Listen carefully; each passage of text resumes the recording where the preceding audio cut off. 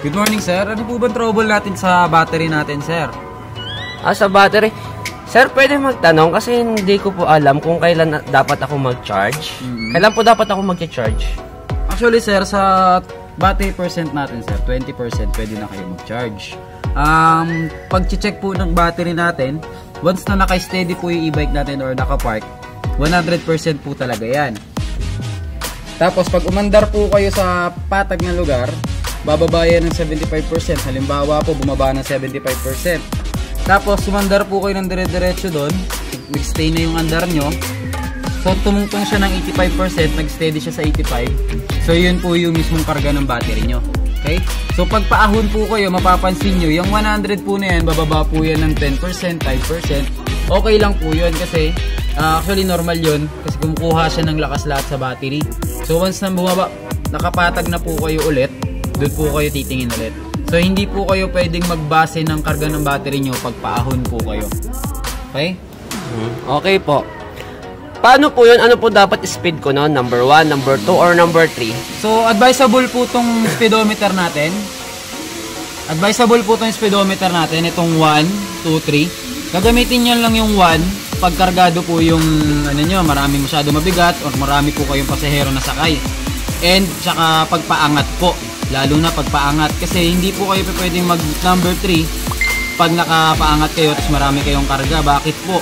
Masyadong malakas kumatakto ng baterya, tapos mapuputokan po kayo ng fuse or bababa yung breaker nyo.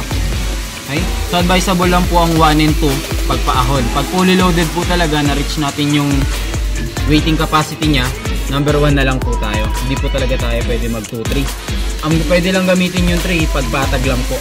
Kahit marami kayong karga, basta patag yung daan, pwede kayong mag 2. Okay po? Ibig sabihin po, pag inon ko po yung e-bike ko, yung nakasulat po dito na 100, hindi po ba to yung totoong laman ng e-bike? Yes po, hindi po talaga yan, sir. Depende lang po kung bagong charge po kayo, tapos full charge po dun sa charger. So, kailangan tumatakbo po ako? Yes po, bago po. Ng speed ay number? 1. 1? Opo. Mag-check po 1 or 2 po, no? Opo, 1 or 2. Mag-check po kayo ng karga ng battery nyo. Pag naka 1 po kayo, tapos mandara po kayo ng steady. So, yung 20% po, yung 20% na naibabawas during running? Yes po. So, ibig sabihin, pag nasa 30% ba ako, bawal na bang ilabas yung e-bike na tumakbo? Actually, sir, depende po yun dun sa lugar nyo. Halimbawa, may mga paahon. 35% po ang hindi na advisable na ilabas kasi medyo malakas kumain ng battery pag paahon. So, pag patag naman po yung lugar nyo, at least 20% wag na kayong lumayo. Pag inabutan kayo ng 20%. So, magbabawas po kayo ng speedometer nyo pag na-reach nyo na yung 40% below. Okay? Hindi na po kayo pwedeng gumamit ng 3 pag naka number 2 na kayo. Ay, pag naka 30% na po kayo. Sa charger, sir, may indicator po siya eh.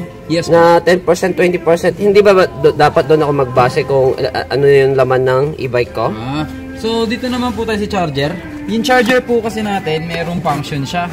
So, itong 5 ilaw na to, yung 20, 40, 60, 80, 100. So, ito po, nagpo-flow po yan pag china-charge nyo. So, halimbawa po, nakargahan na yung battery nyo ng 60. So, halimbawa po, binuksan nyo, ginamit nyo po yung e-bike nyo ng isang beses lang, tapos chinarge nyo. Magsisimula po talaga yung flow dito sa 20, paangat yan. So, pag tumagal na mga 1 hour, magkakarga na yan, doon na siya talaga mag-i-start sa totoong karga po ng battery nyo. Halimbawa, 60% pa pala yung battery nyo.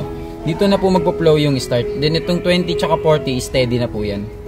Okay? So 60, 80, 100, dyan na po mag-i-start yan. Magpo-flow po yan. Hanggang sa 1 ma-full charge siya, mag-i-steady na po siya. Okay po? So hindi rin po to battery reader. Halimbawa, pag karga nyo dyan, makikita nyo po agad kung ilan %. Hindi po pwede yung ganun. Okay po? Okay. Sige po. Thank you po. Sige po. Ingat po. From Saigi Family.